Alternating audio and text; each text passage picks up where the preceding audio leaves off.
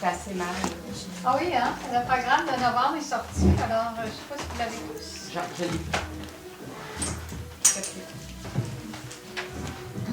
Alors, comme vous pouvez voir, il y a 2 conférences importantes en novembre. Il y a les conférences d'introduction, la Gnose et les 4 chemins. Et le 25, c'est la quête initiatique et alchimique du symbolisme de Noël. Alors là, c'est comme pour nous mettre dans l'esprit de Noël. Le 12, Le 25 novembre. le 25 novembre. Oui, là où il y a les chameaux. Il y a les chameaux. C'est la lune. Et puis, une activité, le 19, c'est Faust des Enfers à la Rédemption. Alors, c'est Maurice Rayon qui présente la conférence, qui est un ancien instructeur, fait qu'il n'y a plus de centre. Mais c'est un instructeur, celui entre autres qui a fondé le centre de Rome. Et Il va venir ici. oui, il va venir donner cette conférence-là parce que lui-même est un spécialiste en musicologie. OK. Puis il va présenter ça avec musique et projection des extraits d'un film sur Faust. OK. Ah, c'est bon, ça. Alors, éventuellement, il va y avoir l'affiche où est-ce que les gens vont pouvoir s'inscrire. Est-ce qu'on va écouter de la musique? C'est des opéras de folk? Puis il va y en avoir des extraits d'opéra, puis il va y avoir aussi des vidéos projetées. Intéressant. Il va être très intéressant. Faust, ça, c'était de Goethe. Oui, mais c'est quand même un mage qui a déjà vécu à la fin du Moyen-Âge, début de la Renaissance, qui s'appelait Johannes Faust, Doctors, Johannes Faust. Puis Goethe qui a écrit justement un mythe de Faust là, pour justement expliquer symboliquement le chemin initiatique à travers Faust. Mephistophéles, C'est ça. c'est la même chose? Ben, dans Faust, C'est dans c'est Faust, c'est dans Faust, c'est ça, ouais. Mephistophéles. Ouais.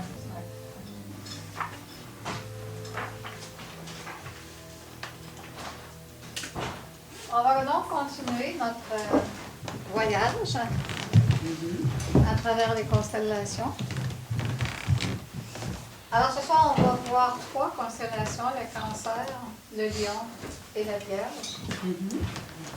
Est-ce qu'on a des questions par rapport aux semaines précédentes? Moi, j'en avais une petite. Pourquoi le Mercure, la planète Mercure, ça régit, je sais que Vénus c'est l'amour, Mars la guerre. Alors, Vénus, c'est l'apprentissage, Ok. c'est l'intellectualisme, et ça régit aussi l'économie. Ok. Tout ce qui est en rapport avec l'économie. Mercure, ça ou Vénus? Mercure, Mercure, ouais. c'est ça que tu me parlais. Moi, t'as dit Vénus. Ah, j'ai dit Vénus, c'est Mercure. Ça régit l'économie. L'économie. C'est quoi le premier, vous avez dit, excuse? L'apprentissage, ça régit aussi la médecine, la guérison. Parce que Raphaël, qui gouverne Mercure, c'est le maître de toute la hiérarchie des médecins divins. D'ailleurs, le mot Rapha veut dire médecin. Raphaël veut dire médecin de Dieu. Tout ce qui concerne l'école, l'apprentissage. Oui, l'apprentissage, l'intellectualisme, tout l'apprentissage intellectuel.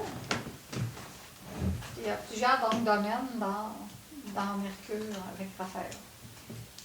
Quand on va étudier le tarot, d'ailleurs, vous allez avoir des conférences là-dessus sur chaque rayonnement, les propriétés. J'ai juste une petite question, mais parce que Frédéric ne savait pas vraiment la raison pourquoi il n'y a pas de mantra pour la constellation de la balance. Il n'y a pas un petit mantra sur notre feuille. Il y a 2 signes, je pense, qui n'ont pas de mantra. Est-ce qu'il y a une raison? Non, pas vraiment. Parce qu'il n'y a pas de gamme de chakras spécifique, parce que c'est plusieurs chakras. D'accord. Fait que, bon, c'est le mantra universel là, en haut qu'on peut faire, puis l'exercice. Parce que quand il y a des mantras, c'est que ça rejoint réellement un centre planétique qui est un chakra. Comme ce soir, on va voir qu'il va y avoir 3 mantras par rapport aux 3 constellations, parce que c'est en rapport avec 3 centres des chakras spécifiques. Alors, le Cancer, alors quand vous avez votre feuille, Alors, les éléments de la constellation. Alors, c'est bon, le Cancer le 21 juin au 21 juillet. Mais comme on dit, à chaque année, ça peut changer parce que ça dépend quand le soleil entre et quand il sort du signe. Alors, ça peut être le 20, 21, 22. Hein, Pour ce qui concerne le corps, le Cancer régit l'estomac, le thymus. Alors, tu vois, il y a une glande dans le thymus. Ouais. Alors, ça va être le chakra qu'on va activer avec la constellation. La rate, les centres de la colonne vertébrale, certains centres de la colonne vertébrale, ça régit aussi toutes les humeurs laiteuses de l'organisme. C'est-à-dire donc tous les liquides dans lesquels sont les différentes humeurs du corps. C'est régi par le Cancer, donc la Lune. Ça régit la lymphe. La lymphe fait partie de ces humeurs laiteuses. Et les 12 selles biologiques.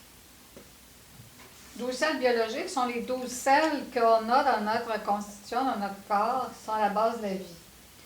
Pour l'énumération de ces selles biologiques qui sont en rapport avec les 12 constellations. Alors, la cristallisation à l'intérieur de nous, même de n'importe quoi, est basée sur le sel.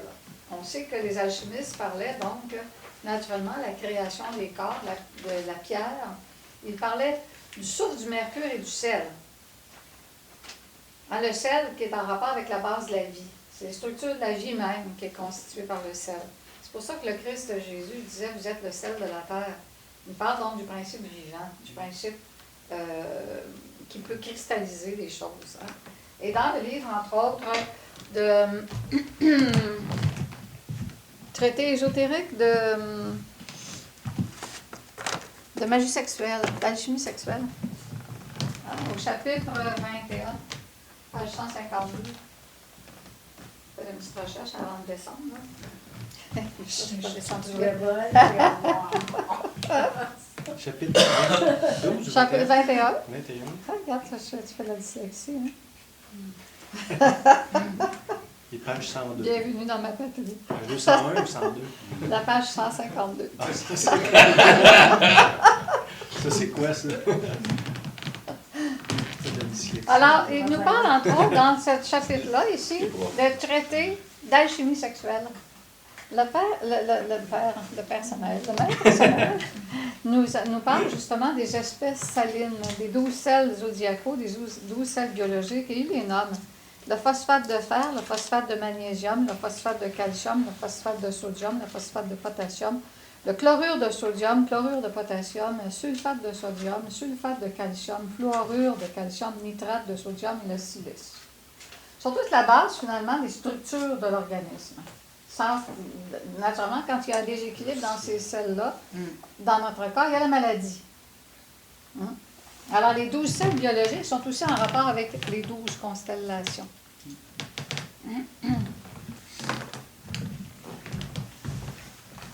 Alors, c'est justement donc le cancer régit, entre autres, les 12 sels biologiques. Donc, on va se rendre compte que si le cancer régit ça, il est en relation avec la constitution même, la naissance, la structure même des choses. Donc, naturellement, on va voir que le processus de naissance, de conception, est dans cette constellation du cancer. Le métal, c'est l'argent, la pierre, la perle, parfum, le camphre, la plante, les plantes, l'eucalyptus, le cerisier et la violette, fleur, la rose blanche, la planète Lune.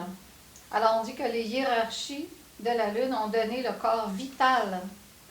Qu'est-ce que c'est le corps vital? Le corps éthérique. Le corps éthérique est le corps vital. Alors là encore, on voit l'influence de la conception des hiérarchies du cancer, puisque ça régit, entre autres, toute conception, toute naissance est en rapport avec ça. Puisqu'ils ont donné le corps vital, au moment de la conception, nos corps supérieurs sont reliés au corps inférieur à partir du corps vital. Et là, commence à se développer l'organisme physique. Alors, le corps vital, c'est le corps de la 4e dimension, notre 4e dimension corporelle. Le régent, c'est Gabriel. La visualisation, c'est la couleur blanche, mais la couleur, c'est l'argenté, sauf que les hiérarchies, lorsqu'ils apparaissent dans leur travail, elles sont mauves. hiérarchie mauve de la Lune. Même si on peut visualiser la couleur blanche, parce que c'est l'effet, mais la hiérarchie comme telle, elle est mauve.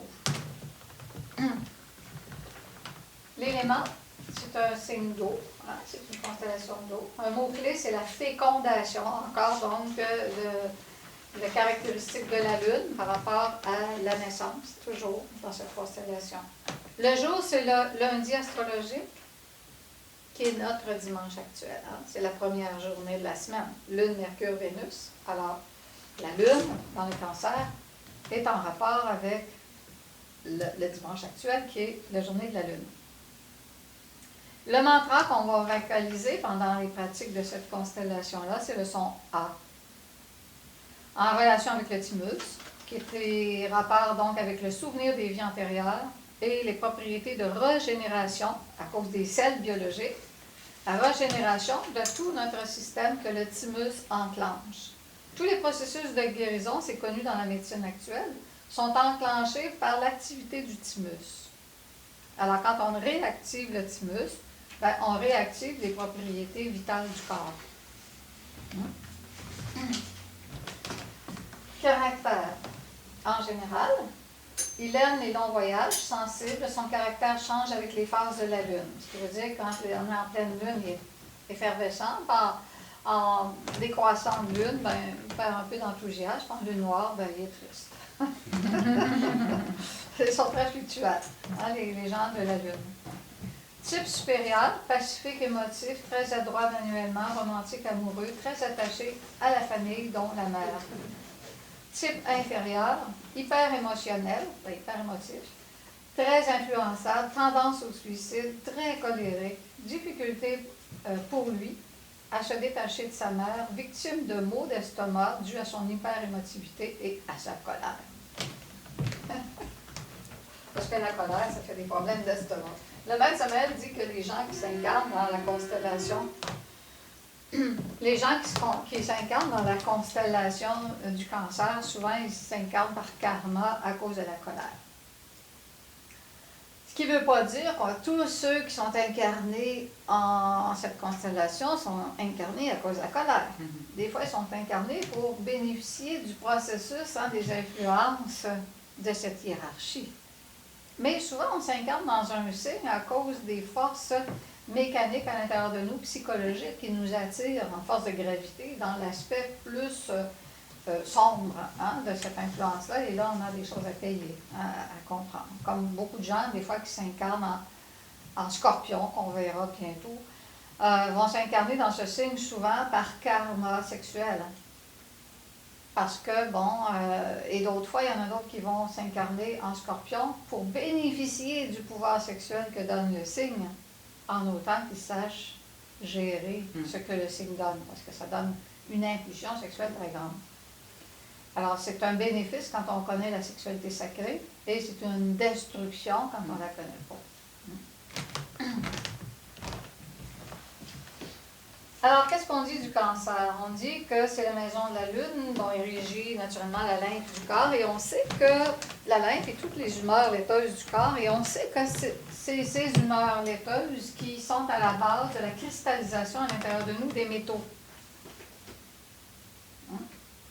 Alors, on parle donc de ces centres d'énergie qu'on appelle des humeurs, là où justement sont fabriqués les métaux, sous l'impulsion naturellement des hormones. Mais si les métaux se condensent, là, on peut se rendre compte que la force de la Lune peut condenser à l'intérieur de nous des métaux lourds ou des métaux subtils, dépendant de nos humeurs. Alors, si on est une personne qui a une humeur désagréable, négative, triste, etc., ben on va cristalliser à l'intérieur de nous des humeurs qui vont fabriquer des métaux lourds. On va avoir plus de plomb, on va avoir plus donc d'humeur qui va justement enclencher un processus d'un corps qui va être plus maladif, plus sujet à attraper toutes sortes de maladies, etc. Alors que le contraire, si on est des personnes joviales, heureuses, parce qu'on cultive la joie, parce que c'est pas quelque chose qui vient de l'extérieur, hein, c'est quelque chose qu'on doit cultiver de l'intérieur. Alors si on cultive à l'intérieur de nous la joie, par la volonté, en nous désidentifiant de tous les égos qui essaient d'amener à l'intérieur de nous l'amorosité, hein, c'est-à-dire donc l'aspect triste de la lune, là, tu sais, le spleen, là, comme on pourrait dire.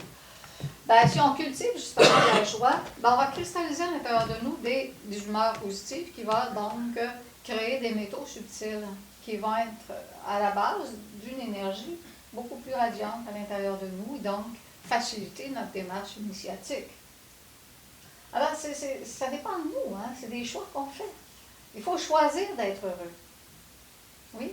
Je me demande quand vous dites que ça crée des métaux lourds si on a une émotion négative, ça doit être pour ça que c'est tendance au suicide parce que ça engendre la négativité de plus en plus lourde. Mais aussi le suicide, c'est un mois de colère. Okay.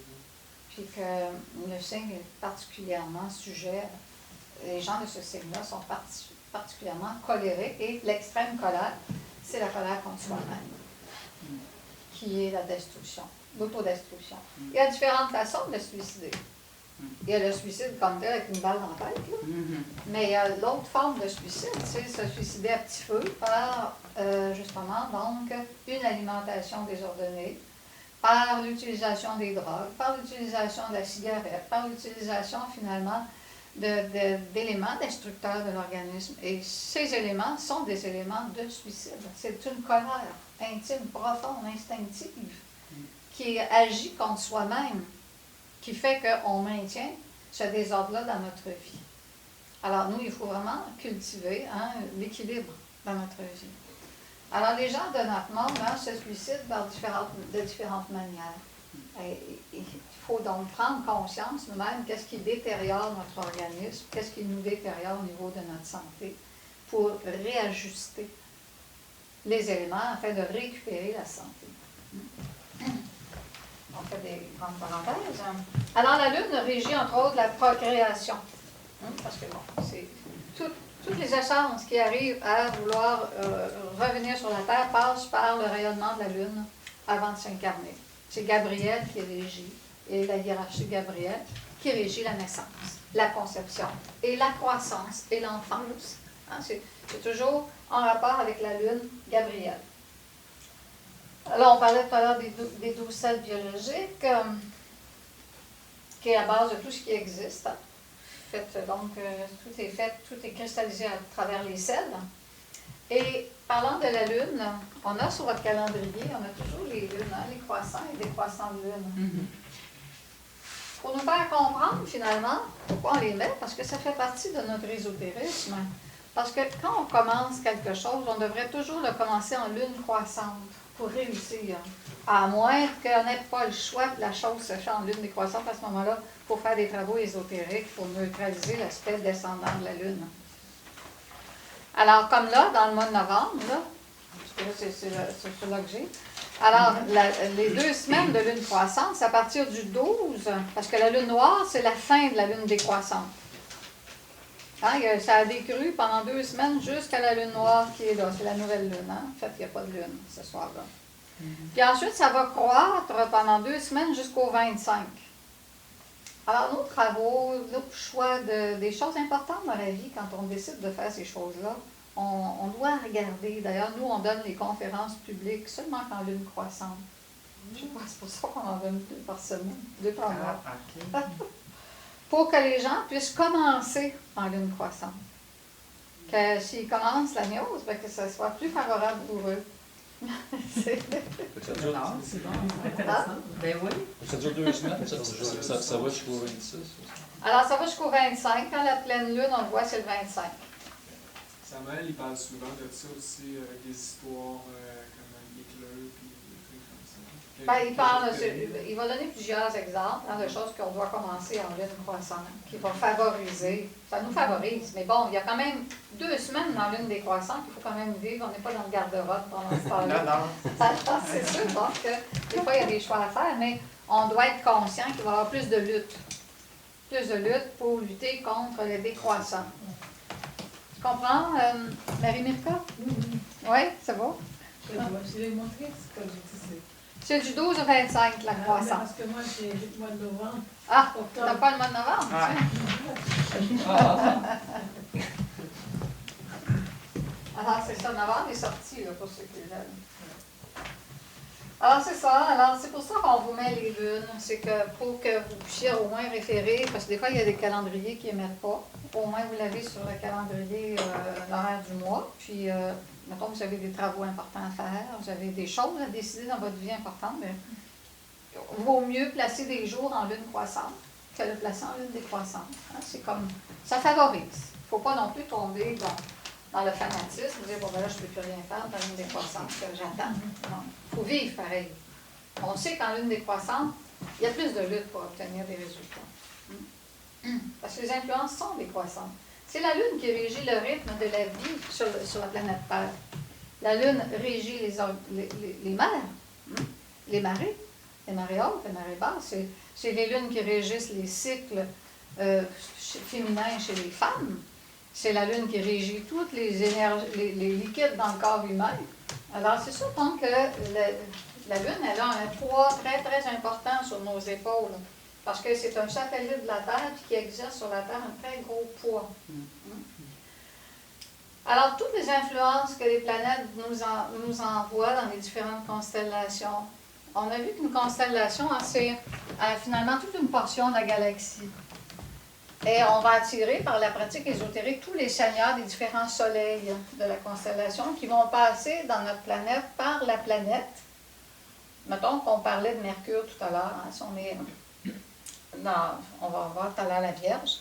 Ça va justement passer par la planète, mais avant de nous arriver, ça passe quand même par la Lune.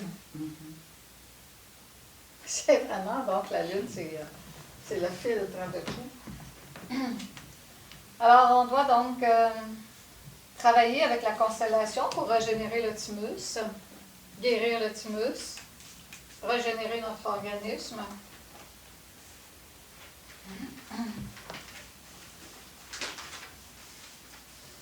C'est aussi le cancer lui-même, hein, la constellation du cancer est aussi en rapport avec, entre autres, la maladie du cancer. La maladie du cancer qui est aussi, donc, hein, on voit souvent le cancer comme une espèce de petit chancre, là, comment on appelle un écrevisse, comment on l'appelle, le cancer? Un crabe. Un crabe. Un scarabée. Un scarabée. Alors, c'est justement, donc, au niveau, le cancer a vraiment son virus, hein, c'est pas dans le monde physique. Parce que les gens disaient, oui, il n'y a pas de virus dans le cancer. C'est vraiment un scarabée, un petit scarabée qui s'installe dans les cellules du corps éthérique. Tout le monde a le cancer. On a tous le cancer. Sauf que pour ne pas le développer, il ne faut pas baisser nos énergies au seuil et qui le garde en respect. Qu'est-ce qui fait qu'on peut donc perdre de l'énergie, qui font perdre justement cette énergie-là qu'on a besoin pour tenir en respect le développement du cancer potentiel qu'on a dans nos organismes éthériques? C'est justement donc conserver l'énergie sexuelle à transmuter. Et le cancer est une maladie de fornication de la race, hein, donc une débilité de la race qui, à travers les siècles, a forniqué, répandu l'énergie toujours. Alors, il y a de plus en plus de cancers de génération en génération parce que les organismes sont de plus en plus affaiblis. À force donc de se réincarner, d'avoir une sexualité ignorante, qui font perdre les énergies vitales fondamentales pour régénérer le corps. Alors, il y a aussi d'autres manières qui font développer le cancer, c'est les abus, toutes sortes d'abus qui vous feraient perdre l'énergie vitale. Toutes sortes d'abus, ça peut être des abus, un excès au niveau sportif, un abus au niveau émotionnel, hein, des gens qui vont s'adonner à des activités hyper émotionnelles, ça dérègle tout l'organisme et par le fait même fait perdre beaucoup d'énergie qui enclenche le cancer. Des excès de colère, la colère peut déclencher le cancer parce que ça fait perdre énormément d'énergie psychique. Alors il y a plusieurs phénomènes qui font perdre, qui justement nous font perdre la vitalité, mais aussi la vieillesse à un moment donné. Hein, rendu très vieux, l'organisme souvent donc se débilite progressivement de toute l'énergie qu'il y avait, parce qu'il faut passer à une autre existence. On ne peut pas mourir en pleine santé. Il faut mourir de quelque chose. Alors, le corps qui se débilite, à un moment donné, tu vois souvent les personnes âgées mourir d'un cancer, mais c'est tout simplement normal. C'est la débilitation des forces vitales là, qui amène finalement à une issue qui est la mort. Parce que, bon, un organisme, à un moment donné, qui ne sert plus à l'essence, parce qu'il est trop malade, trop vieux, etc., vaudrait mieux pouvoir le quitter pour recommencer une nouvelle existence et avoir donc d'autres chances de progression. Parce que les gens, ils ont 90 ans, puis ils sont attachés partout, intubés, etc., puis les gens veulent qu'ils continuent à vivre. Ces pauvres gens, ils devraient quitter, normalement quitter parce qu'eux, ils souffrent, puis il y a une autre vie qui les attend. Alors, il ne faut pas avoir peur de la mort. Alors, c'est les hiérarchimaux du cancer qui ont donné le corps vital, le corps éthérique à l'humanité. Et le centre du corps vital, c'est la rate.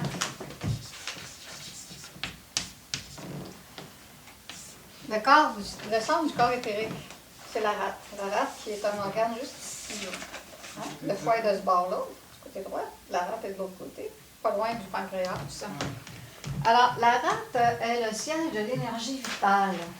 La rate s'alimente directement. C'est comme c'est elle qui absorbe les énergies du soleil directement par le plexus solaire. Alors, c'est pour ça qu'on dit que le rire est le remède de tous les maux. Parce que ça dilate la rate.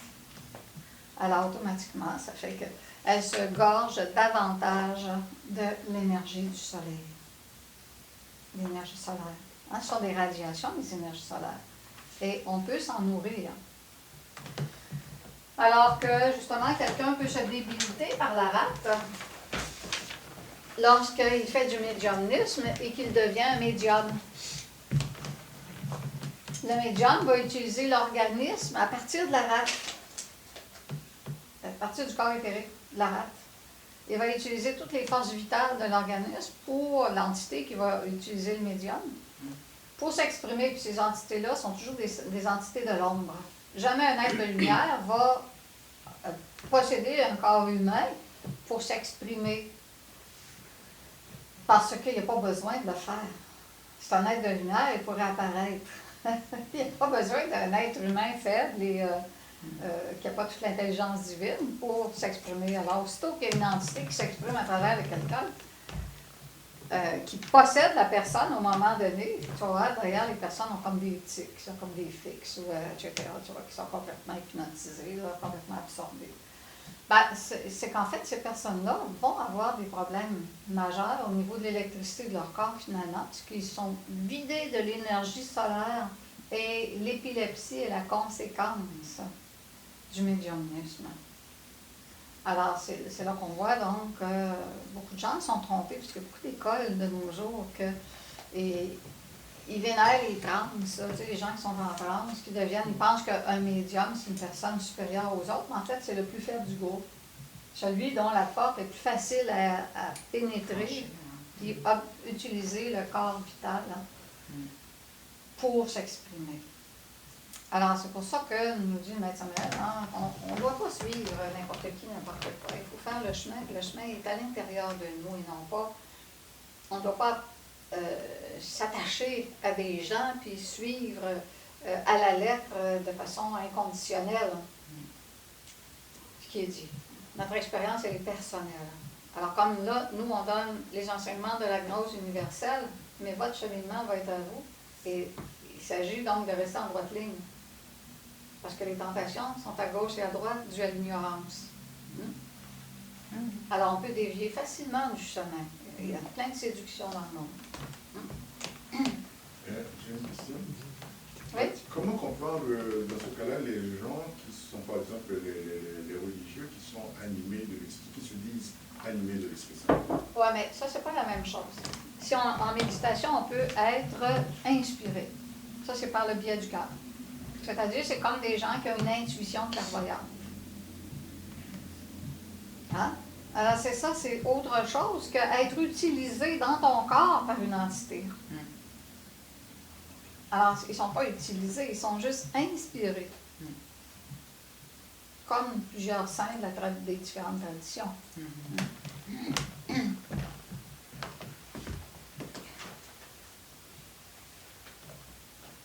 Alors, le maître Samaël nous parle, entre autres, dans ce chapitre-là, qui dit que la Lune a une partie cachée dans laquelle évolue une société involutive, c'est-à-dire pas involutive, mais une société très primitive d'humains, qui ne pourrait pas actuellement être sur la Terre.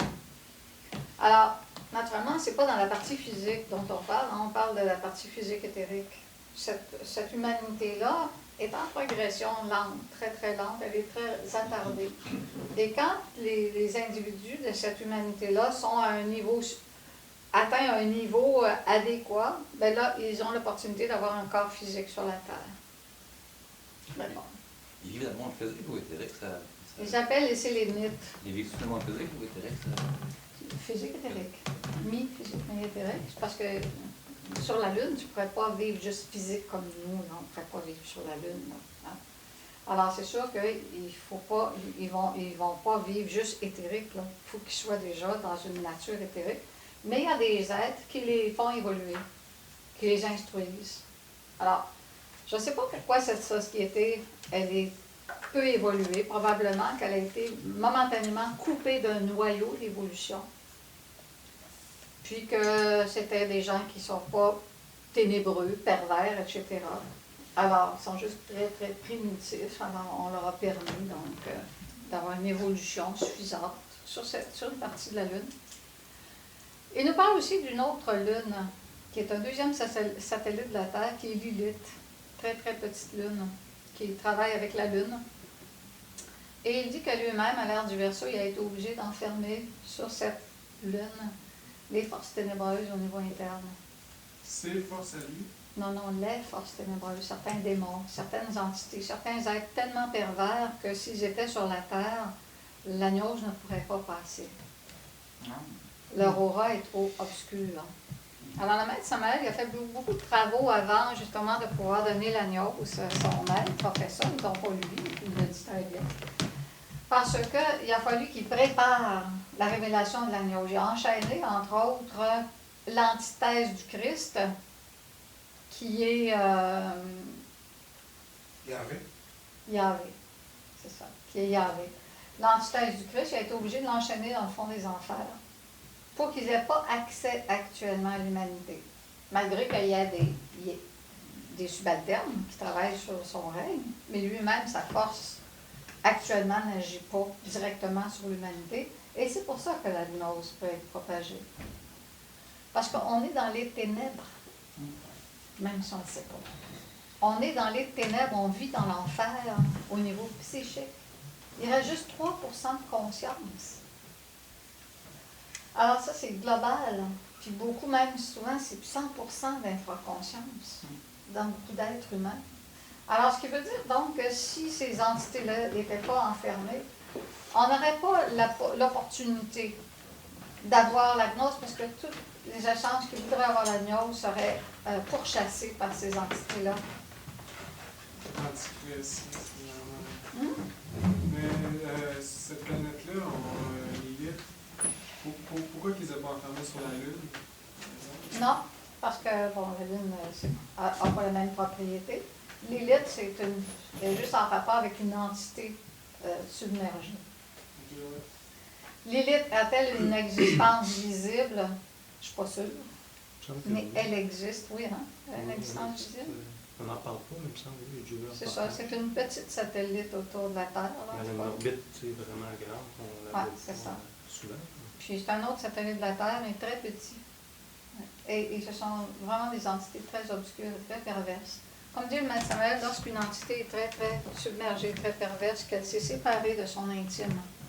Parce qu'un intime, un être qui a l'âme divine, l'âme humaine et l'esprit, hein, donc les trois corps supérieurs, si l'entité, si son âme, son essence, devient tellement perverse que lui-même ne pourrait rien faire avec, puis c'est une personne qui devient dangereuse pour l'humanité, il se détache. Il rupture le cordon, l'antakarana, qui justement va relier les trois corps supérieurs, quatre corps inférieurs. Ce qui amène automatiquement la descente de l'individu dans les enfers. Mais il y a certaines de ces entités-là, nous dit le maître Samaël, qui étaient très perverses et qui l'ont dû lui-même enfermer sur l'élite. Alors, tous les jours, on peut prier l'ange Gabriel, qui a la propriété de nous régénérer, pour préparer notre corps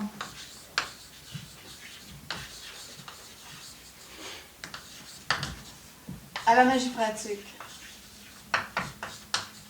Parce que c'est lui qui régénère le corps. Comme dit le maître Samuel, lorsqu'on fait apparaître des maîtres, lorsque des essences supérieures arrivent, des maîtres, on pourrait dire des dévasses, qui arrivent pour enseigner à l'initié, si l'initié n'a pas la préparation de son corps, ben, la plupart ne résistent pas à la radiance de cette énergie-là. Alors, il faut avoir un corps préparé pour supporter la radiance des êtres de lumière qui viendraient instruire. Alors, l'ange Gabriel, en plus, nous protège contre la magie noire.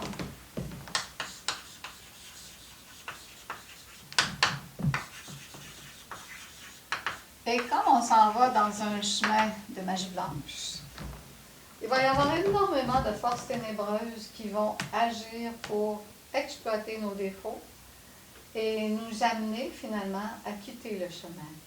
Alors, toutes les faiblesses à l'intérieur de nous vont être exploitées par les forces ténébreuses pour nous éloigner du chemin. Alors, si on est des êtres paresseux, ça va être multiplié. Si on est des êtres matérialistes, ça va être multiplié. Alors, la spiritualité ne voudra plus dire grand-chose à un moment donné. Hein? Parce que les forces ténébreuses vont toujours travailler dans nos failles. Alors, si on est une personne luxurieuse, ben, naturellement, il va y avoir des tentations de luxure multipliées par les forces ténébreuses. Alors, ce qu'il faut, ben, entre autres, tant mieux, parce que là, on va découvrir l'ego, mais on a aussi besoin de protection. Hein, les protections. Et Gabriel, on peut faire des pratiques sans passer par la constellation du cancer, juste avec l'ange Gabriel dans la Lune, et faire la conjuration de Gabriel va nous aider justement donc à préparer notre corps. Il dit même qu'à un moment donné, les adeptes peuvent même faire changer leur physionomie, parce que des fois, le Maître Jésus, on le pourchassait pour le tuer, parce qu'il avait enseigné la gnose, puis les gens étaient révoltés. Puis là, les gens le cherchaient dans la foule, puis ils ne le trouvaient plus. Mais il était encore là. Il avait juste changé de visage. Alors, c'est simplement l'ange Gabriel qui fait ça. Mais juste pour vous dire quand même que la hiérarchie de Gabriel est tellement puissante qu'il y avait, il y a encore d'ailleurs, un instructeur, un étudiant qui était venu ici, au moment qui a suivi le cours, qui venait d'Europe, mais qui était allé faire la guerre à Jérusalem, parce que c'était un juif. Puis à Jérusalem, on demandait à tous les jeunes juifs d'aller défendre les juifs, mais eux autres, quand ils sont allés là, tous les jeunes, ben, ils ne savaient pas qu'ils rentraient vraiment dans une guerre très, très vicieuse. Hein? Alors, c'est tous des jeunes, des islamistes, puis des juifs qui arrivaient un contre l'autre, puis les deux étaient comme contrôlés d'en haut, mais les deux étaient innocents, deux jeunesses innocentes. Là. Puis lui-même, à un moment donné, il est arrivé avec son fusil, puis là, il y avait tous des ennemis devant lui. Là, il était sûr que lui était capable de tirer. Il n'était pas capable de les tuer parce qu'il s'était contre lui-même. Alors là, il s'est retrouvé sur le champ de bataille, pas capable de tirer, puis tous les ennemis qui arrivent, ben, ils ont tous fait le tour comme ça. Tous les ennemis qui ne l'ont pas vu. Puis il avait son arme à la main. Personne ne l'a vu. Alors c'est la loi divine, c'est l'être, mais c'est la hiérarchie de Gabriel qui l'a rendu comme transparent. Puis lui-même, ben là, ça l'a comme réveillé à une quête spirituelle. Tout à fait. Alors, c'est sûr qu'on se rend compte, puis finalement, il est devenu instructeur, il est encore instructeur au Japon, en Chine, etc. Il fait donc une bonne mission. Mais on se rend compte donc que la loi le préparait, le gardait, le conservait, parce que s'il avait disparu, il y a beaucoup de gens qui n'auraient pas eu la gnose. Je prends beaucoup de temps, hein, malheureusement. C'est quoi la conjuration de Gabriel? On peut la trouver où? Alors, la conjuration de Gabriel, je vais vous la donner. Okay. Ça va faire partie aussi de la pratique qu'on va faire tout à l'heure, mais je vais vous la donner tout de suite. C'est qu'il faut bénir les 4 points cardinaux.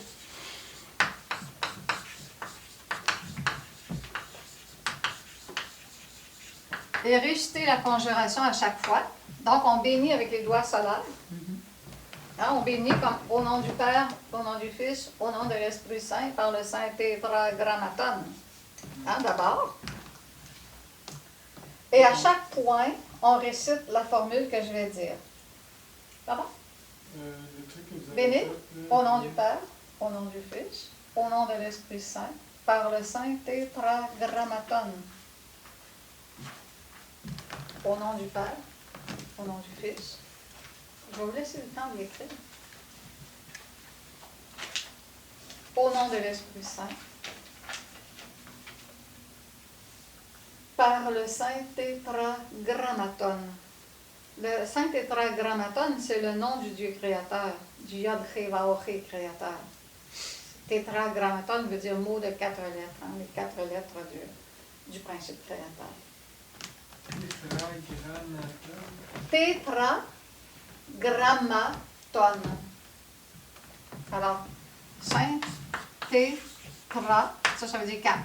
Gramma, ça veut dire lettre. Grammaton.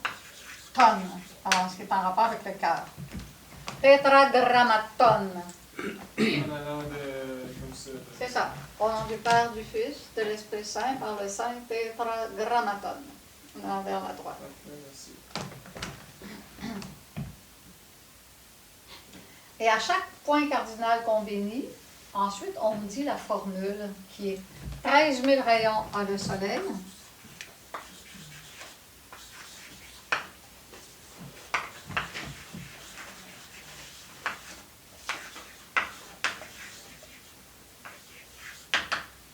« 13 000 rayons à la Lune. » Ça, c'est le mantra. C'est la formule, c'est la conjuration. La conjuration de Gabriel, qu'on dit, là.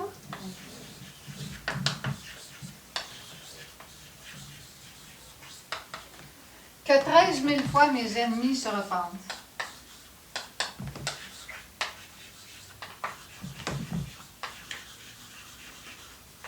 Alors ça nous défend contre les forces ténébreuses qui essaient de nous empêcher de faire le chemin. Il y a des fois des forces ténébreuses, là où ils travaillent le plus pour nous nuire, c'est dans le mental. Par toutes sortes de suggestions pernicieuses, négatives. Alors, il faut se protéger avec la formule de Gabriel.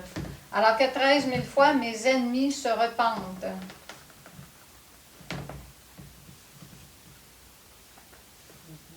À le soleil. Que 13 000 fois, mes ennemis se repentent. Mais je pense du premier en haut, c'est pas de soleil. 13 000 rayons à le soleil. À le soleil. À le soleil, à la lune. C'est vrai que j'écris pas extraordinairement bien. Je vous en veux pas. Bon, on a moins discuté avec toi qu'avec Frédéric. Ah oui? Ah oui? Ben, les deux, c'est pas mal pareil. Oh yeah. Non, je pense que le lien, mais quand même. Un petit peu. Mais c'est pas grave, de toute façon. Alors, 13 000 rayons à le soleil, 13 000 rayons à la lune, que 13 000 fois mes ennemis se repentent. Bah, naturellement, quand on fait la conjuration, on peut même rajouter se repentent ou soit chasser. Hein, c'est nous qui, dans cette formule-là, c'est la conjuration de base, mais on peut rajouter aussi les besoins qu'on a. Ça, on peut faire ça n'importe quand, ça. On peut le faire tous les jours jusqu'à la fin de nos jours. Ah, OK. Puis lui, il nous prépare notre corps, le divin Gabriel, à la magie pratique. Il régénère, hein, parce qu'on va travailler avec le thymus. Il va régénérer tout l'organisme, il régénère donc les glandes, etc. On pourrait le faire tout le temps. Mais on peut compléter donc la pratique de l'ange Gabriel dans la constellation du Cancer avec toutes les propriétés de la constellation qu'on va voir maintenant.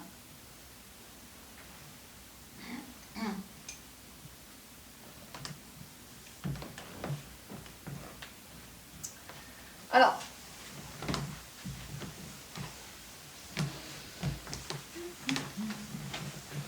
constellation du Cancer.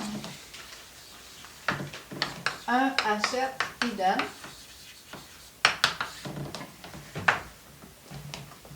Alors, on connaît la formule. On s'en va en méditation. On se concentre en notre intime, en notre Père. qu'on peut vénérer avec le mantra Omnis Aum Intimo, hein, une vénération profonde pour créer un lien entre la conscience et le Père. Mais ce n'est pas nécessaire. Et ensuite, on demande à notre Père de se rendre à la planète la plus importante de la constellation du Cancer.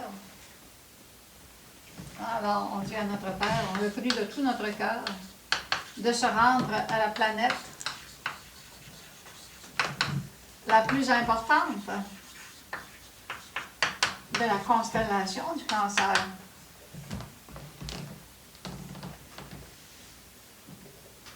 Nous lui demandons de faire les saluts sacrés.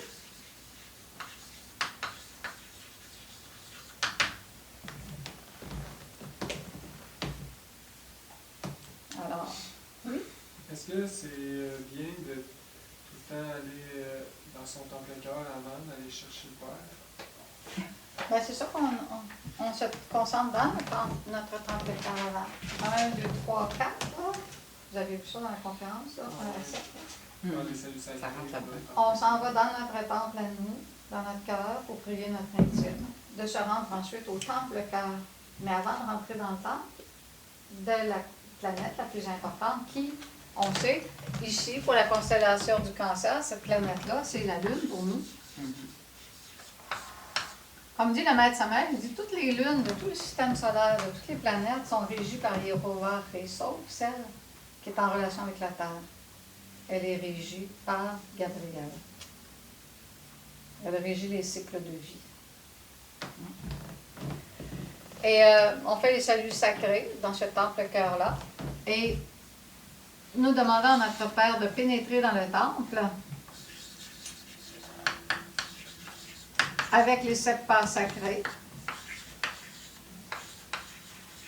et de s'agenouiller humblement devant les divins seigneurs de la constellation du Cancer. Parce qu'il n'y a pas juste Gabriel, il y a aussi tous les seigneurs des soleils du système qui sont là. Parce que Gabriel, il va travailler avec toute cette... Parce que la constellation est à l'intérieur de nous. Elle fait partie de notre conscience. Le zodiaque est à l'intérieur de nous. Alors quand on va chercher les divins seigneurs des différents systèmes solaires, on va chercher des forces qui font partie déjà de notre conscience. Parce que ces divins seigneurs sont aussi en référence avec des parties de notre être. On est vaste. On est très, très vaste. Alors, de s'agenouiller devant le divin Gabriel et les divins seigneurs de la divine hiérarchie. Hein? À chaque fois, on implore les divins seigneurs pour les attirer vers nous. Et là, on va faire le mantra. Hein? Le 6, c'est le... Je pense qu'on en dit 4, 5. Ensuite, c'est le mantra Muere Siranka. Vous avez vu ça à la première conférence. Et là, on demande à notre Père, ça c'est on est rendu à 6 ici, là, d'amener ces divins seigneurs vers nous.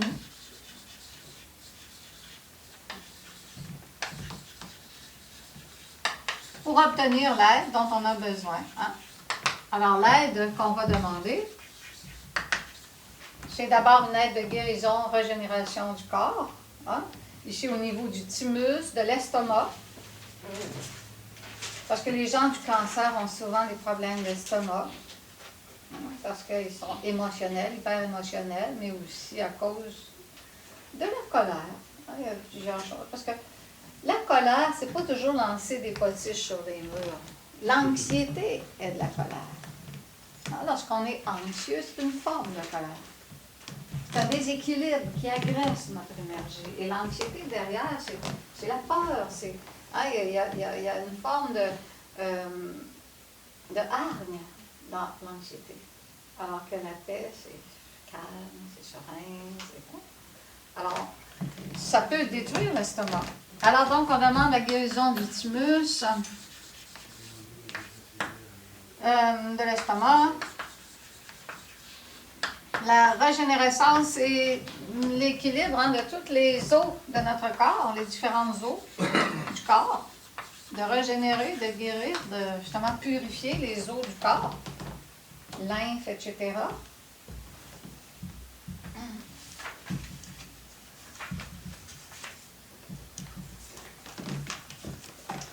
Alors, on parlait de la rate aussi, qui est en rapport avec, malgré qu'on la voit dans plusieurs signes, la rate. La rate est au cœur de beaucoup de choses. En régénérer la rate.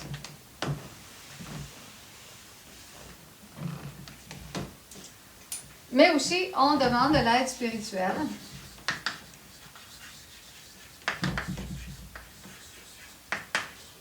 De nous protéger contre les forces ténébreuses. Protection. Préparation du corps.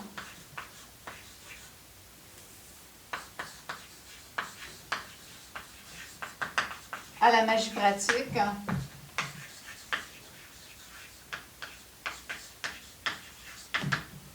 C'est-à-dire, donc, régénérer notre corps pour être capable de supporter les forces divines qui veulent nous aider.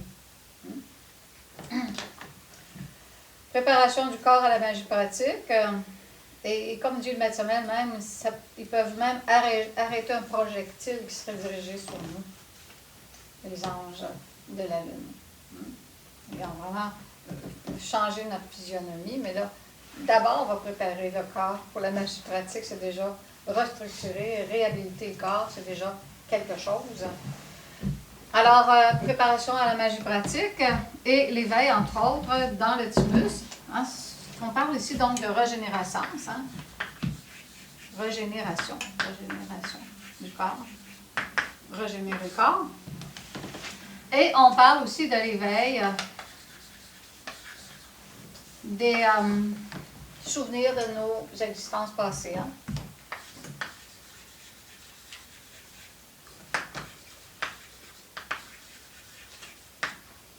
Des existences antérieures.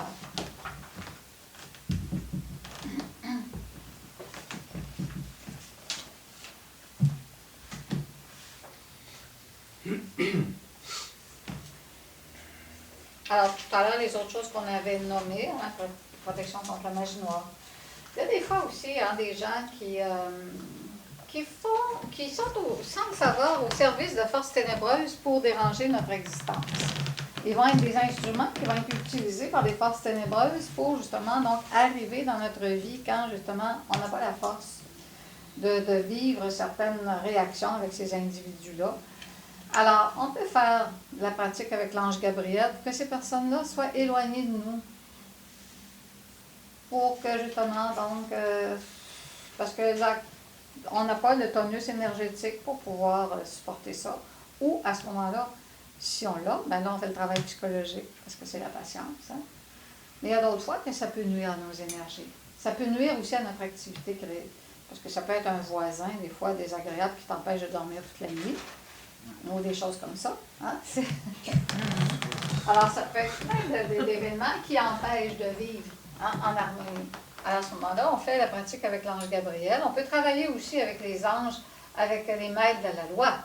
Mais on peut travailler avec les anges pour nous protéger contre ces entités-là. Parce que eux-mêmes, ces gens-là, c'est qu'ils ne sont pas mal intentionnés, sauf qu'ils sont des instruments pour nuire. Parce qu'on veut faire le chemin. On sait que dans le chemin initiatique, la lumière va toujours côtoyer l'ombre. Alors, ce qui veut dire donc que quand quelqu'un veut faire le chemin, par hasard, son voisin va faire le chemin contraire. Il n'y a pas de hasard. C'est que les contraires s'attirent. Hein? C'est comme deux forces qui s'équilibrent.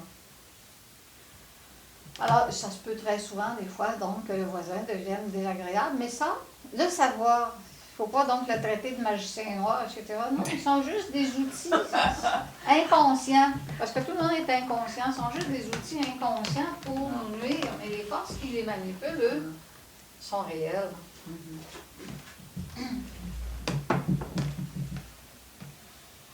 Alors, comme dit le maître Samuel, hein, pour justement régénérer notre corps, pour matérialiser des maîtres, ça, ben là, on n'en est pas là. Alors, ensuite, le Aum, 4 fois, ben, on voit justement donc que le sceau de Salomon se formait au niveau du thymus. Hein, les forces de la Terre, qui représentent le triangle à l'envers, et les forces célestes qui se croisent, vont arriver dans le thymus, se cristalliser. Et la lumière qu'on voit, c'est la lumière blanche.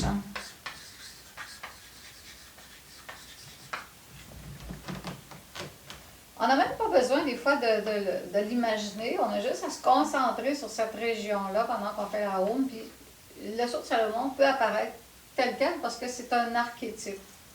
L'archétype qui symbolise les forces de la Terre qui se croisent avec les forces célestes sont symbolisées par l'expérience directe avec la forme du saut de Salomon. Alors ensuite, on va se lever pour faire la conjuration de Gabriel. OK, alors je vais écrire ça en haut. Alors, huitièmement, alors ça c'était 7. 8. Conjuration de Gabriel.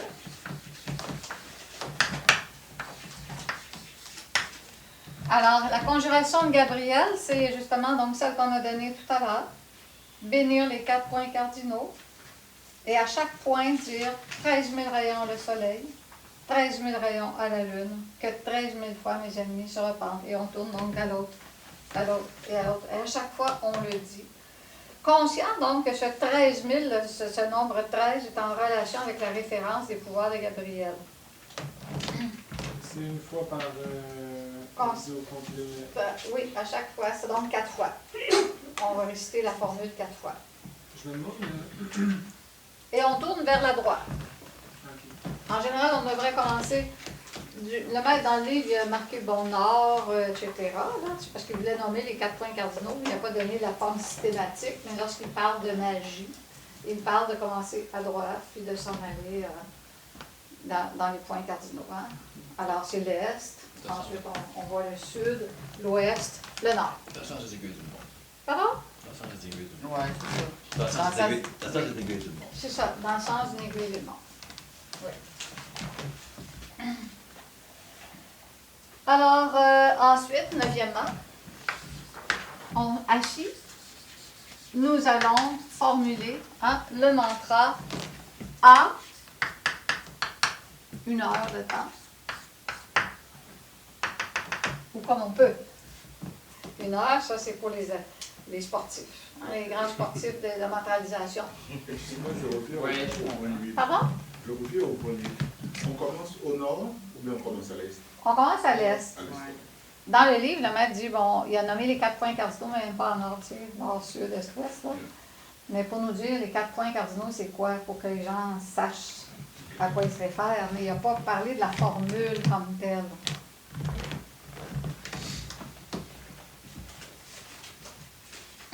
Ensuite, si on veut, ça c'est bon, l'exercice pourrait s'arrêter ici avec le remerciement. Mais on peut ajouter, si justement, donc on va juste au lit après ça, on va faire donc une méditation pour se rappeler de nos vies passées et passer dans le sommeil. Hein? Ensuite, donc, pratique pour le rappel des existences. Hein? C'est la rétrospective. Ouais, faire commencer une rétrospection, aller le plus loin possible, puis s'endormir. S'endormir pendant le sommeil, on va continuer dans le registre akashique.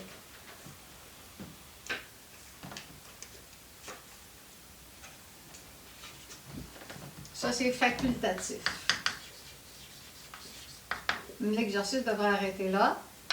11e, remercie. On demande à notre Père, on remercie d'abord notre Père et on lui demande de remercier les divins seigneurs de la constellation, le divin Gabriel et sa divine hiérarchie.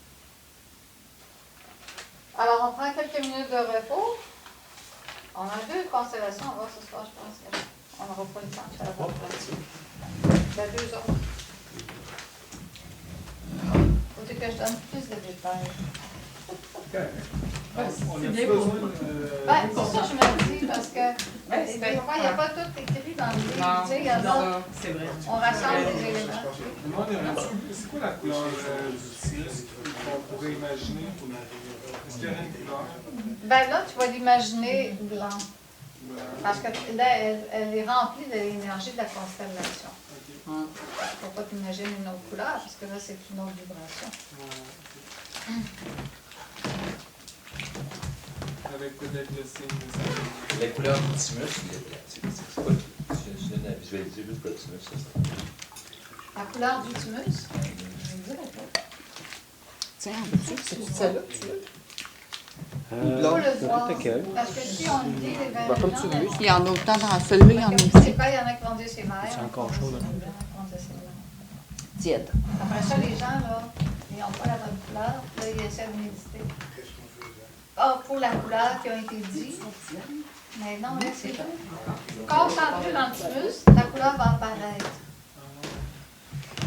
Sans conditionnement. Sinon, on visualise toujours comme du soleil.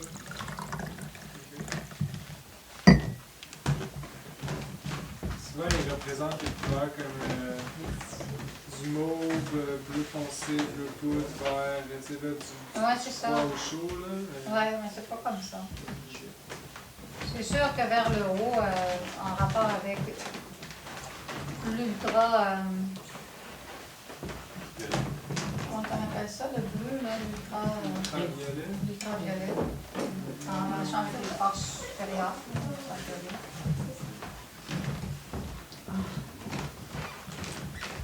Alors, si on regarde sur notre feuille de Lion, constellation du Lion, du 22 juillet au 21 août, 21-22 au 21-22 août.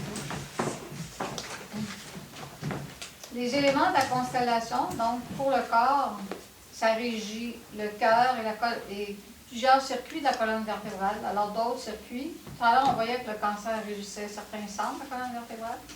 Alors naturellement, dans le lion aussi, il y a certains centres de la colonne vertébrale, mais pas les mêmes, qui sont en rapport avec le cœur. Le métal, c'est l'or, la pierre, le diamant, les parfums, l'encens. La plante, le tournesol, la fleur, le coquelicot. La planète, le soleil. Et le régent, c'est Michael. On dit que les hiérarchies angéliques sont bleues. Alors tout à l'heure, on voyait les hiérarchies angéliques de la Lune qui sont mauves. Les hiérarchies angéliques du régent Michael sont bleues. On parlait donc de l'ultraviolet tout à l'heure. Les gammes donc de bleu qui sont en rapport avec les forces célestes. La couleur qu'on visualise, ben, c'est un jaune doré. Ah, c'est le doré, c'est l'or, la couleur or. L'élément, c'est une constellation d'un signe de feu. Le mot-clé, c'est vie. Alors qu'on voyait tout à l'heure le cancer, le mot-clé, c'était fécondation. Alors, on voit donc, le mot-clé nous donne un petit peu la nature de ce qu'est la constellation. Le jour, c'est le dimanche astrologique qui est le mercredi actuel. Et le mantra qu'on va vocaliser est en rapport avec le cœur, puisque ça régit le cœur.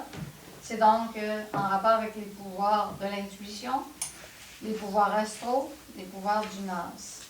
Caractère, donc, des gens qui naissent dans la constellation, de façon générale, de type supérieur, énergique, magnanime, mystique et autoritaire, de type inférieur, despote, tendance à la colère, égoïste, orgueilleux, ironique et cruel.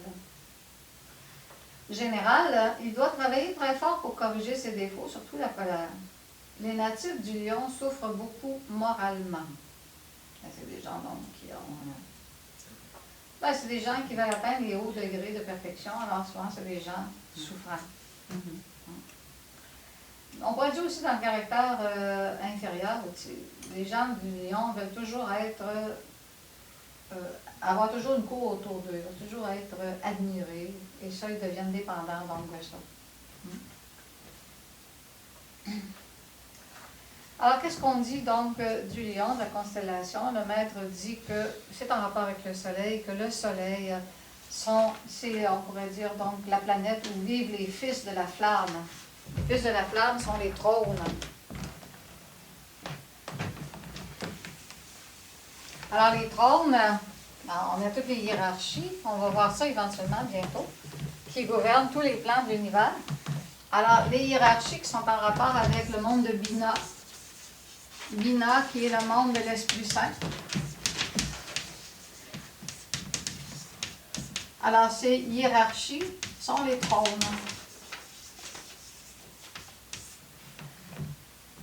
C'est les hiérarchies angéliques qu'on appelle les trônes.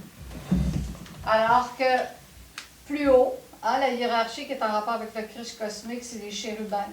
Puis plus haut encore, les hiérarchies qui gouvernent les forces du Kéter, l'ancien des jours, le Père cosmique, hein, ce sont les séraphins.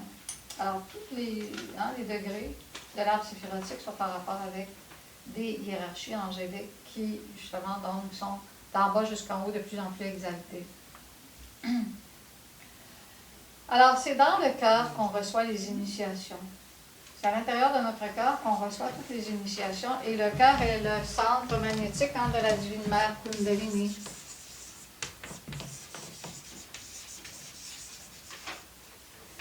Notre mère régit dans notre cœur, le père aussi, mais la mère particulièrement ici à cause des initiations. C'est elle qui octroie les initiations à l'initié. Alors son siège magnétique, le siège magnétique de la mère divine est dans la base de la colonne vertébrale. C'est dans le chakra Muladhara. Mais elle gouverne naturellement les régions du cœur. Parce que dans les régions du cœur, ce sont les régions en rapport avec l'amour. C'est le domaine de la mère. Alors que le père représente la sagesse. Alors, c'est dans notre temple-cœur. En fait, on pourrait dire que c'est le domaine de l'être, mais particulièrement de notre mère divine. Et c'est pour ça qu'on se concentre toujours dans notre cœur pour invoquer la mère divine. Alors, bientôt, on va avoir une conférence sur les différentes initiations du chemin initiatique et on va voir donc que tout se conclut dans le cœur. Mais au niveau astral, dans le monde physique, c'est le gymnase, c'est le travail. Le travail se fait dans le monde physique, mais c'est au niveau astral, donc la conclusion se fait dans le cœur.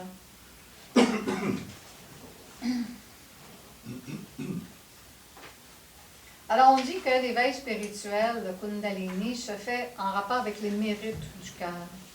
Beaucoup de gens voudraient que Kundalini s'éveille lorsqu'ils pratiquent la sexualité sacrée, s'éveille tout de suite. Mais il faut avoir les mérites du cœur pour que Kundalini s'éveille. Les mérites du cœur, c'est pas juste le troisième facteur, parce que bon, ça fait partie du troisième facteur, le don de soi pour l'humanité. C'est se sacrifier pour nos semblables de façon vraiment importante. Mais c'est aussi à base d'initiation. Dieu le Maître Samael, il y en a qui voudraient avoir l'éveil spirituel de Kundalini sans passer par les initiations. Il y en a qui voudraient avoir le nirvana, donc l'expérience du divin, les hautes sphères de la conscience, sans passer par les initiations. Les initiations sont les étapes d'acquisition pour les mérites du cœur. Alors, dans les initiations pour les mérites du cœur, ce sont les initiations des mystères mineurs.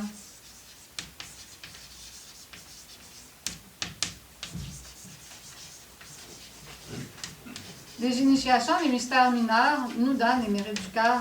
C'est-à-dire, ici, vont être initiées toutes les vertus à l'intérieur de nous par des épreuves. Certaines épreuves fondamentales vont être initiées pour que, si l'étudiant, finalement, ne répond pas ou échoue, ben là, il va devoir attendre encore pour travailler psychologiquement sur les aspects qu'il n'a pas réussi. Entre autres, une des forces qui va être beaucoup initiée dans les mystères mineurs, dans le couple, c'est la fidélité. La fidélité, alors, ça va revenir récurrentiel, de façon récurrente. Puis plus l'adepte avance, plus l'épreuve de la fidélité va être importante. Ce qui veut dire donc que la personne doit être ferme dans son lien de fidélité avec son couple. Il y a différentes façons de ne pas être fidèle dans le couple. Il y en a qui pensent que c'est juste bon de tromper le conjoint ou la conjointe avec une autre personne. Mais une autre façon qui peut être manque de fidélité, c'est tout simplement de s'occuper d'autre chose que de son couple. De plein d'autres choses. Tu sais, il y en a qui sont toujours sur la télévision, il y en a d'autres qui sont toujours sur leur écran Internet, il y en a qui sont toujours sortis. Ils sont fidèles, ils sont toujours sortis, ils ne consacrent pas l'énergie nécessaire à la croissance d'un couple. Et dans le couple, pour que Kundalini s'éveille, une autre épreuve des mérites du cœur, c'est la force de l'amour. On ne peut pas faire la sexualité sacrée à base d'instincts matérialistes de luxure. Il est sûr qu'il y a toujours l'impulsion sexuelle tant qu'on n'a pas éliminé totalement la luxure, va être là, mais il faut être convertir cet instinct-là en amour, hein, par la conscience et par la volonté, en se détachant des forces de la luxure, des représentations mentales de la luxure.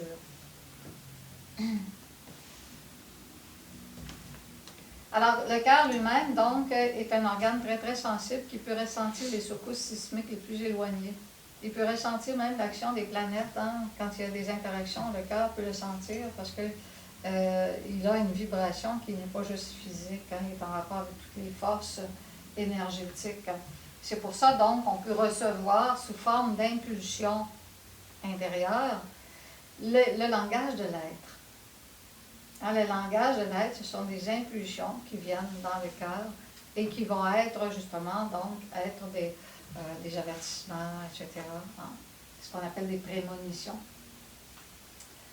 Alors, pour justement développer à l'intérieur de nous, dans le cœur, l'intuition, il y a des étapes. Dans notre cœur, le cœur est le siège de l'intuition. L'intuition est l'organe nécessaire dans l'ère du Verseau pour apprendre la gnose. Donc, il nous faut développer l'intuition. La gnose ne peut pas s'apprendre juste avec l'intellect. Il faut le sentir avec notre cœur. Sinon, on ne comprend rien. On fait juste assimiler des concepts qu'on a additionnés aux autres qu'on avait déjà. Alors, ce qui fait donc qu'il nous faut avoir des concepts intelligents, des concepts qui ont l'intelligence de la conscience. C'est l'intuition. Mais avant d'avoir l'intuition, le maître dit qu'il y a une progression d'acquisition. L'intuition pure dont il nous parle, là, c'est l'inspiration, l'imagination et l'intuition. D'abord, on reçoit l'inspiration. On est inspiré. Ensuite, cette inspiration-là devient une image, devient réelle. Alors, l'imagination, et ça amène ensuite l'intuition. Alors, quand on fait des pratiques du temple-cœur, hein, pour développer l'intuition, c'est ce qui va se mettre en marche. Inspiration, imagination, intuition.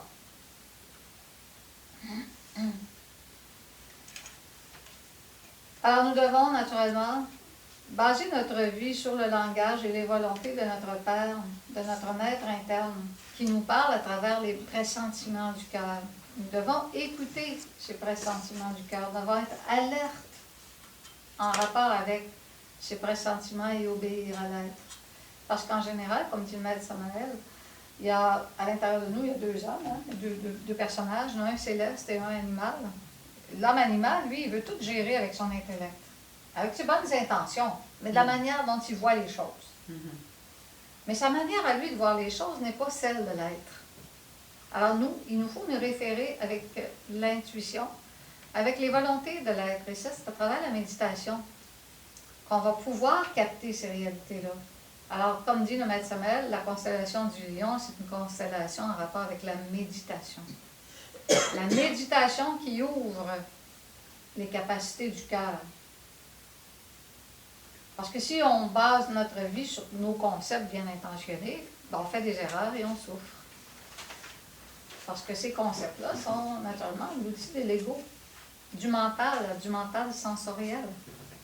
Alors, écouter juste la tête amène le malheur, écouter le cœur amène le bonheur.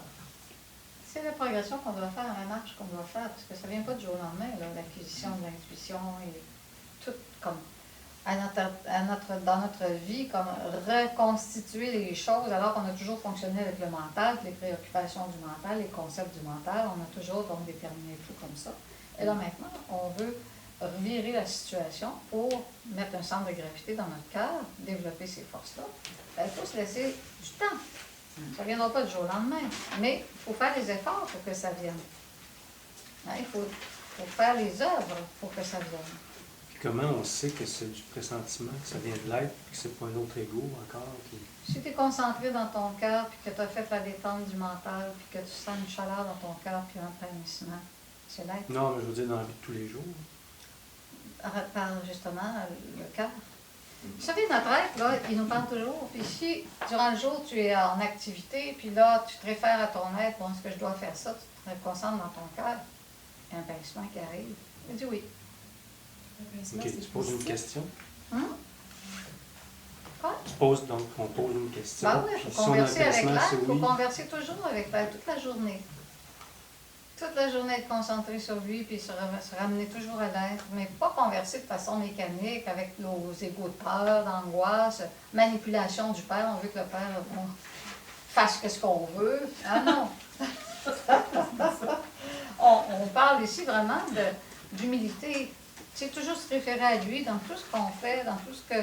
Et quand on a une référence continue avec l'être, on ne se trompe pas. Donc le pincement du cœur, c'est vraiment le oui. Tant. Puis s'il n'y a pas de pincement de cœur, Ben, des fois, c'est même, il y a pas des mal. pincements de cœur sans que tu aies rien posé, tu es en train de faire une activité, puis là, tu dis, oups, là il veut te dire quelque chose. Il veut te dire, bon, ben là, ce que tu fais, là, c'est pas ça, là. Tu sais, Ok. là, tu le sais. C'est parce que là, il t'arrête. ok, ok. Ouais. Ta manière d'être, des fois, c'est ton attitude. Il t'avertit, là, non, c'est pas adéquat. Juste le fait que tu as un rappel de l'être, là, tu sais qu'est-ce qu'il veut dire. Fait que le pincement, c'est pas nécessairement une bonne action, c'est pas une mauvaise action. C'est C'est ça, qui est une présent. indication. C'est C'est qui est une présent. indication de sa présence, puis dépendant de ce que tu es en train de faire, ben là, tu peux savoir c'est quoi. C'est dépendant de l'événement. Mais ça, c'est parce qu'on travaille toujours avec l'intime. On travaille toujours avec le cœur que ça peut survenir. Sinon, ça ne survient pas parce qu'on n'a pas créé le canal entre la conscience et la terre. Il faut le créer. Il faut créer ce canal entre la conscience et la terre. C'est une ouverture de l'émotionnel supérieur. C'est en rapport avec le centre émotionnel supérieur. Parce que le Père nous instruit toujours. Même là. Et il est là. Hein? Est-ce qu'on en est conscient? Est-ce qu'on a été présent? Est-ce qu'on a pris conscience de l'existence actuelle, présente de notre cœur, de notre Père? Des fois, non. On est juste dans notre tête. On reçoit une conférence, mais on est juste dans la tête. On n'a pas conscience que ça, c'est un enseignement qui nous vient de notre Père, qui nous permet, parce que lui, il nous amène ici parce qu'il pourrait nous le donner de l'intérieur, mais on n'entend rien. Alors, il nous amène ici pour qu'on puisse entendre ce que lui veut qu'on entende. Pour qu'ensuite, on crée ce canal-là entre lui et la conscience. Il faut avoir beaucoup d'humilité pour le faire, parce que tant qu'on est dans l'orgueil, l'ambition mystique, on veut éveiller tout de suite la conscience, mais on sait qu'on est très obscur, ça va prendre toutes les initiations, tout l'éveil des valeurs, des vertus spirituelles à l'intérieur de nous, la générosité, la tolérance, le pardon, etc. Toutes ces valeurs-là qu'il nous faut développer, va créer à l'intérieur de nous un canal, mais on va avoir des épreuves pour les développer. Ça ne se développera pas de même. Dans les épreuves qu'on a, ben là, on voit que les égos réagissent. Fait que là, ben, on va faire travailler ces égos-là pour les enlever automatiquement. Parce que là, on déblaye le chemin, puis on crée encore de plus en plus le canal vers l'intime. Alors, c'est vraiment essentiel. Le cœur, c'est le centre vraiment de notre éveil spirituel. Alors, c'est par justement donc l'éveil du cœur qu'on va recevoir toutes les informations des mondes supérieurs, des grandes vérités, etc. Alors que l'homme animal, l'homme mental, il ne connaît rien. Il fait juste lui-même, baser toujours sa vie sur des concepts acquis mécaniques. Toute sa vie est mécanique, même les systèmes de pratique ésotérique, il est fait de façon mécanique. Alors, ça ne développe pas beaucoup de conscience, ça nous fait juste comme créer une espèce de robot simple, hein, qui a l'air spirituel. Mais c'est ça, il faut sortir de la mécanicité. Il faut vraiment donc aller vers l'intuition qui est le nouveau, d'instant en instant. C'est complètement différent. Alors, on doit apprendre à dominer le mental pour créer ce lien. Dominer le mental, la symbolique de la domination du mental, hein, c'est le Christ qui monte un âne lorsqu'il rentre dans Jérusalem. Hein, il faut mater le mental de l'âme du mental pour entrer dans la Jérusalem céleste. C'est l'obstacle le plus grand de notre éveil spirituel, c'est le mental. Hein? Et c'est là que les forces ténébreuses travaillent le plus. L'intellect est dans le mental? L'intellect, une partie. c'est l'expression. Le corps mental s'exprime à travers l'intellect. Alors, tous les concepts qu'on a dans notre intellect viennent du corps mental. C'est l'ego qui, justement, donc, manipule les forces du mental à travers des concepts intellectuels. C'est son intellect. Alors, c'est notre grand ennemi, le mental. Mais en même temps, il peut être notre grande source de connaissances, parce que pour connaître la gnose, il faut que ça passe dans le mental. Mais il ne faut pas que ce soit récupéré par l'ego. On reçoit les concepts de la gnose, mais l'ego veut les récupérer. Les égos d'orgueil, de vanité mystique, les égos du plus, les égos du saint, veulent récupérer ces valeurs immortelles de l'être. Et puis là, à ce moment-là, on crée des personnalités pharisiennes. Le moi pharisien dont nous parle le Maître, le Christ Jésus. Hein? On doit éliminer le pharisien intérieur. Celui qui a de la présomption mystique. Ah, vous connaissez l'histoire du pharisien et du publicain? Oui? C'est pas déjà, c'est celui qui monte, qui... Celui qui rentre dans le temple, là, puis qui se fait au milieu, là, tu sais, merci mon Dieu de m'avoir tout donné, je suis bon, je fais la charité, je suis, etc., etc. Puis le publicain, lui, il n'ose même pas rentrer dans le temple parce qu'il a la force du repentir, parce qu'il sait qu'il y a 97% d'ego. Pardonne-moi, pardonne-moi, pardonne-moi.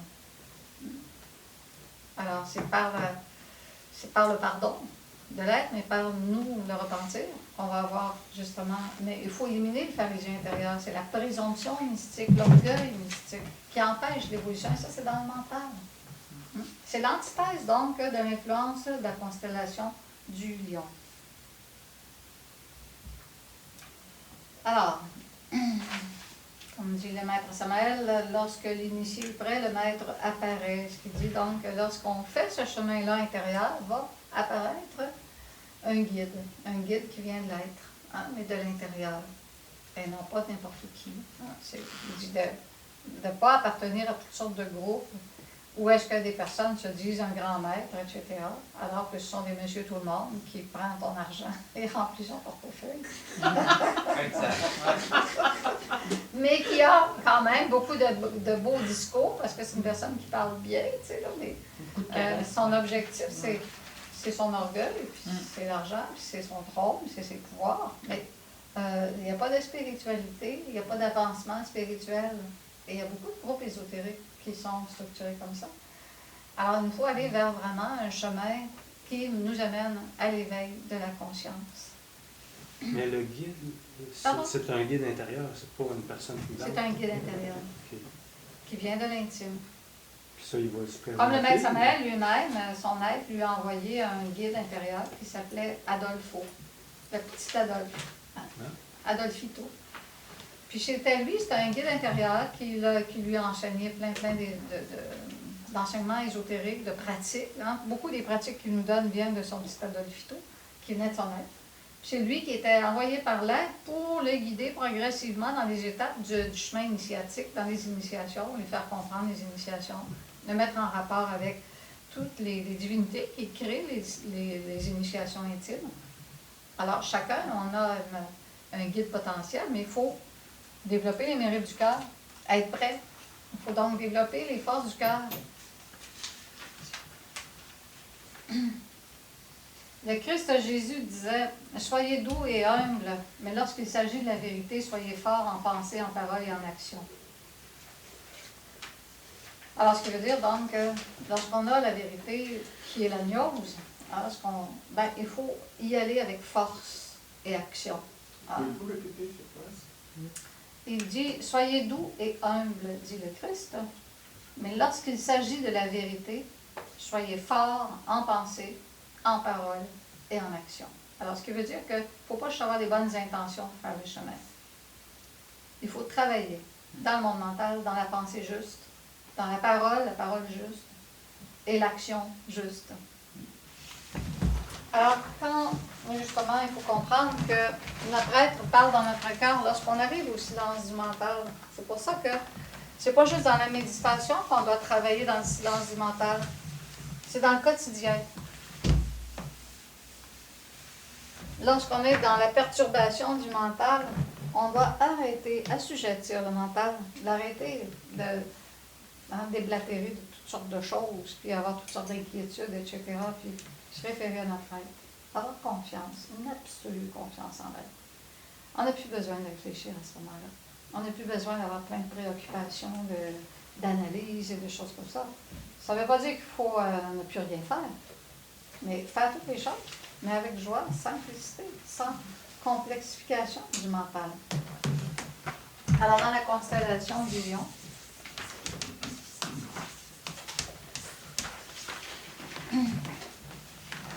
la chef idem.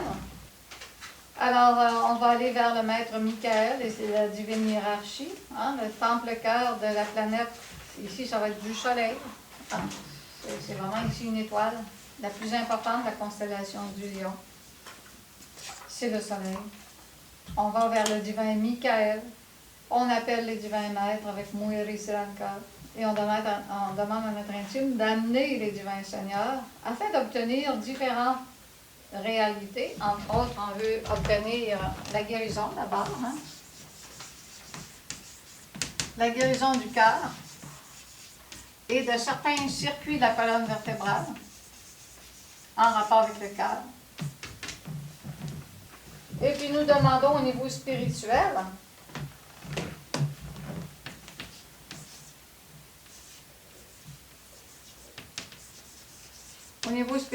nous demandons naturellement l'éveil de l'intuition.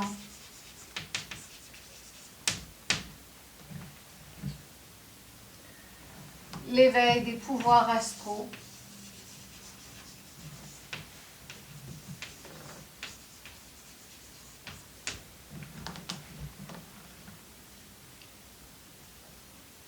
Marie-Mirka, il y a une question?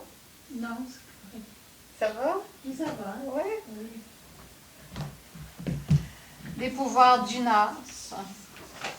Naturellement, ça, si on fait cet exercice-là, si on n'est pas en train de l'exercer, on peut demander s'arrêter au pouvoir astro d'abord. On peut d'abord acquérir une première réalité. On peut demander aussi la force de l'amour, le pouvoir de l'amour réel. L'amour qui émane, naturellement, des vertus du cœur. L'amour est l'expression naturelle de la conscience. La luxure, le désir est l'anti-amour. Le mental est la tanière des désirs. L'antithèse, donc, de l'amour. Alors, dans le Aum, on visualise la lumière jaune dorée. 4 fois, le doré, qui imprègne le cœur et forme le sceau de Salomon. Les forces divines qui s'unissent avec les forces terrestres, formant donc l'archétype du sceau de Salomon. On peut le visualiser sous la forme or.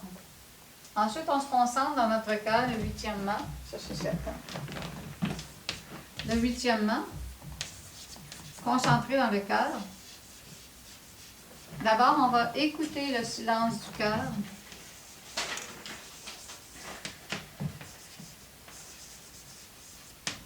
Alors ici, il va y avoir un silence, là.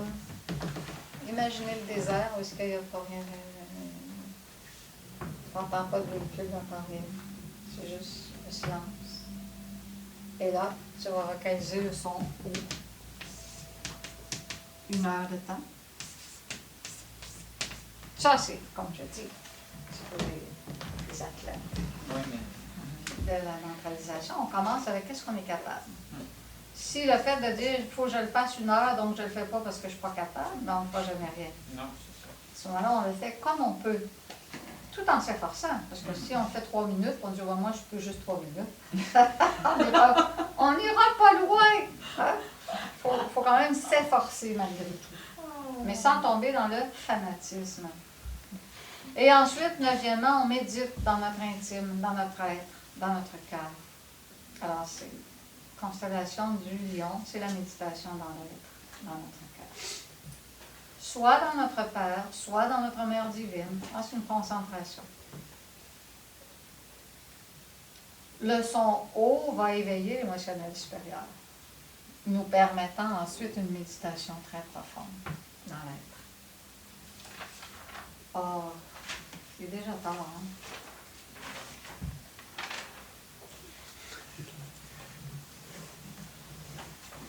On fait-tu la constellation de Vierge? Sinon, on fait quoi? C'est quoi l'autre choix?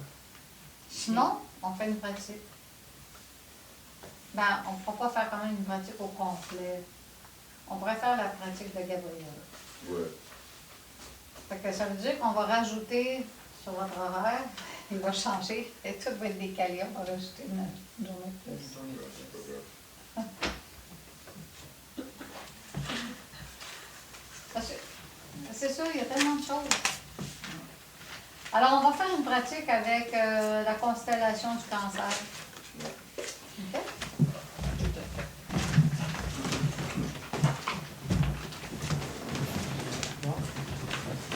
Alors, la semaine prochaine, il y a la projection du film avec Samaël, le maître Samaël. Alors, c'est le 29. C'est jeudi prochain. Pas cette semaine, mais l'autre semaine d'après. À 19h, pas 19h30. Quand il y a des soirées spéciales, c'est toujours 19h. Ah ouais.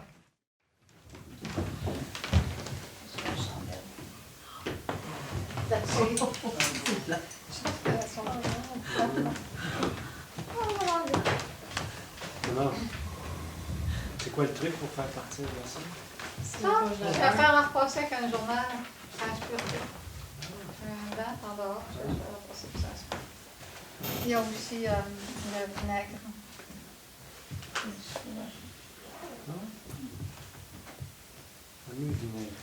Et vous remarquez que quand on a appelé les divines hiérarchies, on commençait à chanter. Ouais, hein? Oui, c'est Tout est vrai. ouais. Il y a un bon timing. Oui, c'est vrai. Ça arrive souvent, ça. Je trouve. Ouais. Oui, c'est vrai. Surtout ce CD-là. Ouais. Des fois, ça l'arrête pendant longtemps. Ah, tu sais, ben, puis vous tout- avez fait le CD. Est-ce qu'on a des questions, des commentaires par rapport à l'exercice? Alors, dans nos explications, il est sûr qu'on ne dit pas des fois, bon, par le Christ, etc., mais il faut toujours rajouter, on l'a déjà dit, hein? Parce qu'ils agissent avec la force du Christ, c'est le Christ cosmique, l'énergie solaire, universelle qui vient de l'absolu. C'est avec cette force-là qu'ils agissent. Pour le lion, il n'y avait pas d'exercice physique? C'est Non, juste c'est le son tellement haut? clair. Ouais.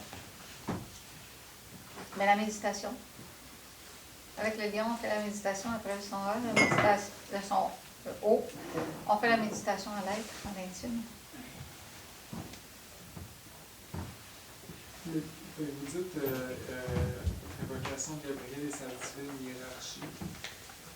Ça, c'est la hiérarchie, c'est toute. La hiérarchie, c'est parce que Gabriel, c'est le logos, puis en dessous de son. C'est un rayon. Hein? Donc, il y a toutes ces majordomes, ces hiérarchies angéliques jusqu'à. Ouais. Alors, c'est la divine hiérarchie qui travaille, parce qu'ils ne travaillent jamais seuls, c'est les cœurs d'anges qui travaillent. Puis, quand on dit les divins seigneurs, mais c'est ceux de la constellation qui viennent des différents soleils, des différentes étoiles, qui arrivent vers nous, ces courants-là. Oui, c'est puissant, l'astrothéurgie. Oui. Ben, parce que quand on fait régulièrement les exercices d'astrothéurgie, il y a des résultats au niveau initiatique dans nos pratiques. Question? Alors, on va vous souhaiter une bonne nuit. Oui, pas pareillement, Daniel.